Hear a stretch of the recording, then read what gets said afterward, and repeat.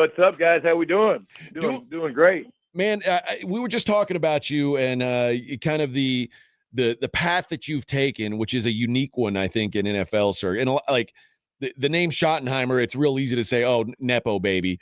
But you've been doing this for 26 years in the NFL, and you've worked under Pete Carroll. You've worked under a bunch of different guys. I mean, obviously, Coach McCarthy going up to last year. How's it feel to finally be like the guy who the pressure's on? It's all everything's in your court. Is this an awesome feeling for you? Well, I think what's awesome about it, guys, is the chance to go out into competition in what we know is one of the most competitive fields in the world, and put a team out there that you oversee. I certainly don't do this by myself. I've got an incredible coaching staff. We've got incredible leaders on this football team, and there's been a lot of life lessons learned over my 26 years, almost 29 coaching.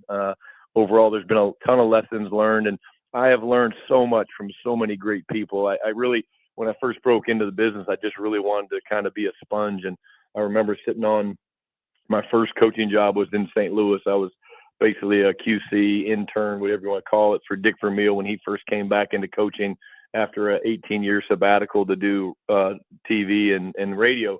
And I remember walking to the first staff meeting, and there was like 14 seats, and I was the 15th guy.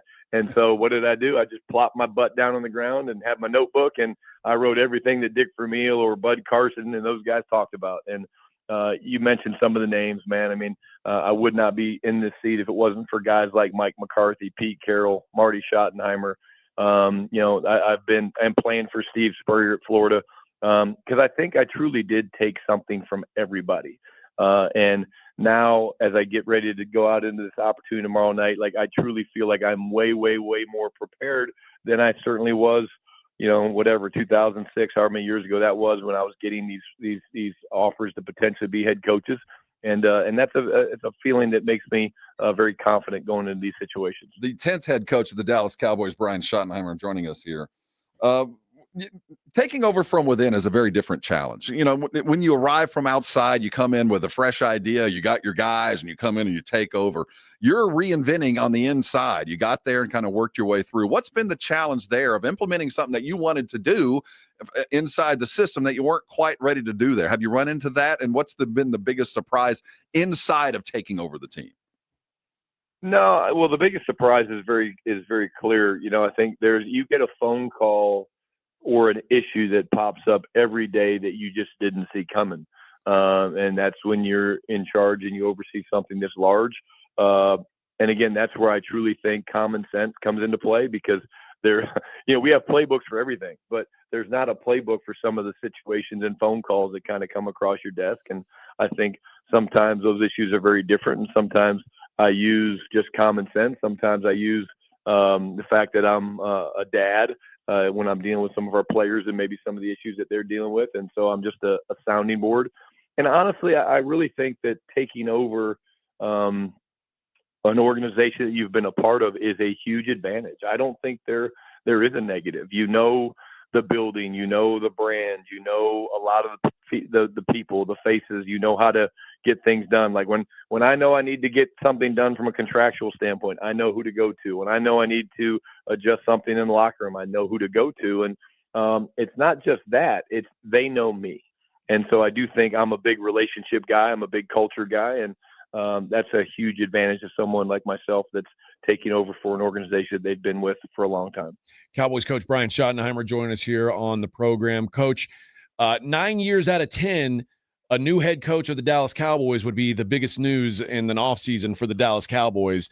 You've kind of, I don't want to say lucked into, but you've kind of flown under the radar undercover as far as those types of things go. Like it hasn't been the headline story of the offseason. Is that a positive or a negative thing for you that like people aren't really talking about the team that you're fielding? They're more talking about the one guy who now is no longer there. How do you look at that?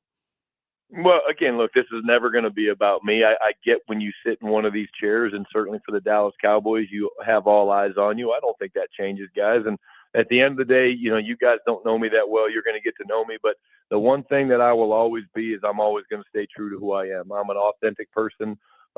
We're going to go into battle against Philly, and we're going to go into battle against the Giants and Washington. And I'm not going to change. I really, I'm not. And the reason I believe that is because I've seen elite coaches get to this position where they go and they've worked their way up the ladder. They go on from being a position coach to a coordinator. Then they get their chance to be a head coach. And believe me when I tell you, I've seen it firsthand on multiple occasions. They change and they become something that they're not. And I think that's the worst thing in the world to do, because why would you change and be different than what got you into that chair at the same time? And so that's just the way I'm wired, man. I am an authentic person. I'm going to be real. Big time energy, a lot of juice. I'm more positive than not. I do definitely have a temper, but at the end of the day, I'm going to be who I am, and I think that's really important to me. Coach, we were there in training camp for a week or so, and we watched how things went, and it was a very different feel from the year before. It was I don't want to call it collegiate, but it was a little bit more fun, it felt like. And talk about your desire to kind of create that kind of camp and the culture that you see most necessary now that you've lost a leader, and where do you see that culture going, and who's going to fill the void there?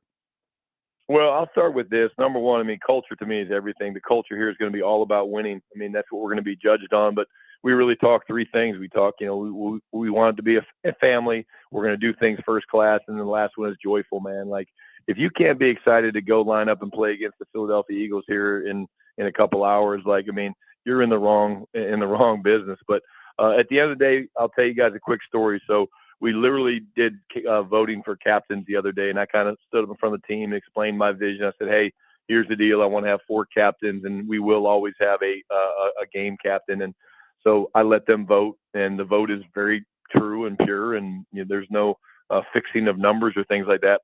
But the team spoke very, very, very clearly to me, and there were basically 6 guys that stood out amongst everybody else. And so what do? We have 6 captains now. And I think that just speaks to the leadership of this football team. It speaks to the culture that we've built in the locker room, a culture that's built on trust and work ethic and connection and things like that. And as a football coach and really just as a man that loves this game, that gets me excited. Coach, last year you were obviously a part of this thing, and the 2 games against the Eagles did not go well. 75-13, the combined score of those games. Now, the bright side is Dak Prescott was not in either of those games. Catching the Eagles early, you've got generally a mostly healthy roster right now. Is it good to catch a team like this, arguably the best team in the NFC, the defending champions? Is it good to catch them early, or would you rather have had a few more games under your belt before you got thrown into this fire? No, listen, we don't get to control those things. The league does a great job of setting the matchups and things like that. Look, here's the deal. The Philadelphia Eagles are a terrific football team. The coaching staff led by Nick Sirianni and Vic Fangio are great. They've got good veteran players. Again, they're a very, very talented football team. And, again, I'm excited to let our guys go out there and play. And I really do believe this. I mean, I think of it this way. I think of it that every game we play, we're guaranteed 17 of these deals. Each one is its own championship opportunity. We don't get too high. We don't get too low. We go into Philadelphia. We come home to play the Giants at noon. 2 very different scenarios, right? Prime time against the defending Super Bowl champs, and then coming home to play a noon game. I think the only one we have at home against the Giants. The one's not a greater weight than the other. You go play the game with great juice and energy, and you fly around and you lean on one another, and that's what we believe in. And so, again, the answer to the question is, we'll play anybody, anytime, anywhere. And again, just we got to go out there and take care of business, and that starts with protecting the football and owning the line of scrimmage. Let's talk about your offense real quick. The term Texas Coast was batted around early. Define what kind of offense we can expect to see and the kind of pre-snap movement that so many of us are eager to see. Yeah, again, I like shifts and motions. I think it's important. I think, it gives you an advantage over the defense that you can at least make them unsure of what the offense is getting ready to present or to run. Again, I think, you're going to see a team that wants to use their personnel and get guys involved. We've got very good players. We need to move those players around and make it hard for any opponent to, find guys like CeeDee Lamb and George Pickens. And, again, you want to see a team that's balanced. Again, I'm not a guy that wants to go out there and run it 65 times. I don't want to throw it 65 times. I want to be balanced.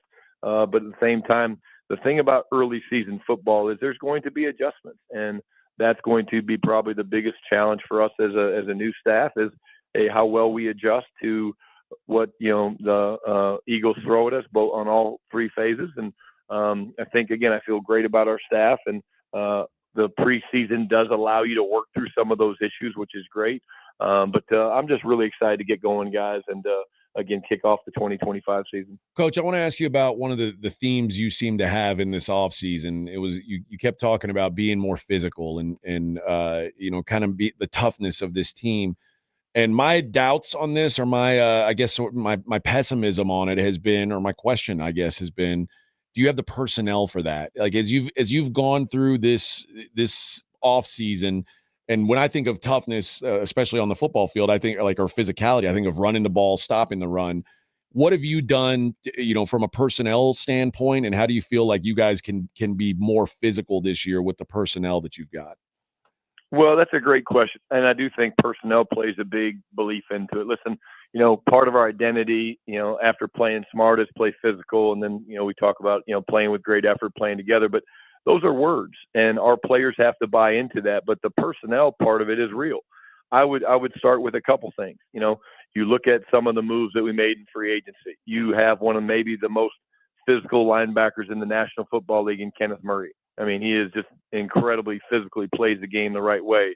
You go out, you get a very physical runner like Javonte Williams. In the draft, you draft Tyler Booker, who's a very physical player. And then again, you are doing this 365, 24/7.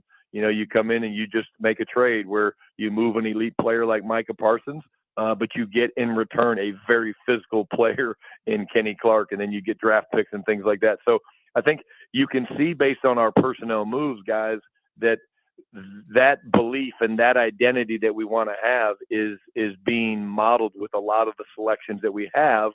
And again, that doesn't mean that we're just going to go out there and try to run the ball, 2 yards in a cloud of dust, but it means you can play physical in a lot of different ways. And going through the staff hiring process, I'll be honest, a coach that I interviewed actually said this. And he's a coach in the National Football League still. He said, teams get judged on how physical they are by looking at their skill players. And that one really hit me because it hit me different. So what's that mean? It means how well our corners tackle and how physical they are, how CD and George block in the run game. Like the little guys tell you how physical a football team you're going to be. And I really do buy that. So look at the moves we've made. And I think that's kind of where you should start the story. Let's talk about your defense. Eberflus taking over, bringing over Kenneth Murray, certainly a natural fit there. What can we expect to see on the defensive side of the ball that maybe we hadn't seen in the past? Well, again, I think you're going to watch us the way we run to the ball. I mean, Flus has his hits principle. And again, the number one thing that you're going to see is a swarm into the football. We talk about a thing called no house guest, which means that everybody that's out there, all 11 guys have to tackle, whether it's a hamstring tackle, a big back tackle. There's a thing we call it the cup, where you're forming basically a compression tackle with an outside piece, an inside piece, and a guy running down the well. But at the end of the day, man, these guys, they're going to take the football away. And again, we talk about wanting 3 on defense every week and giving none on offense. That's a huge part of what we believe in. But Matt's just a terrific football coach, and again, the culture that he's building along that side of the ball. I'm really excited to watch these guys go out there and play, and it'll be a great challenge because the Eagles are obviously a very explosive offense. They've got great weapons with A.J. Brown and Devontae Smith and Saquon, and Jalen's playing with a lot of confidence. So excited to go watch these guys play. And again, the cool thing for me is they're excited to go play, me and our guys. There we go. That's Coach Brian Schottenheimer. You know what? I got one quick question for you, Coach, because I'm always fascinated by this. Who was the toughest cut for you to make on cut down day? Who was the last guy that you're like, oh my God, I really don't want to let this guy go? Man, I tell you what, that's a tough question. I'm going to pivot on you like most great minds do. Well done.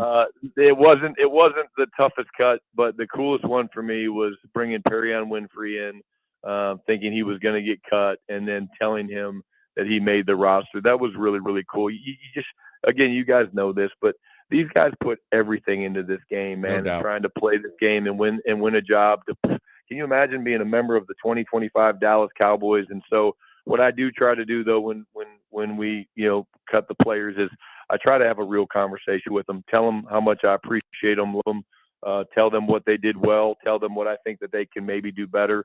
And I just think that that's so important that you give them tools, because the dream doesn't end. If you're not a Dallas Cowboy right now, and a lot of our players have done that, you're going to play someplace else. And I think that that's an important part of treating these guys with respect and treating them like the men that they are. Well, Coach, nice pivot, Coach. May you live in interesting times is what we like to really say to folks. I'm folks. really good at that, guys. Hey, you guys ask whatever you want. I'm really good at pivoting and going where I want with this thing. Appreciate All right, you. Coach. We appreciate it, and we'll talk to you again next week. Good luck this weekend.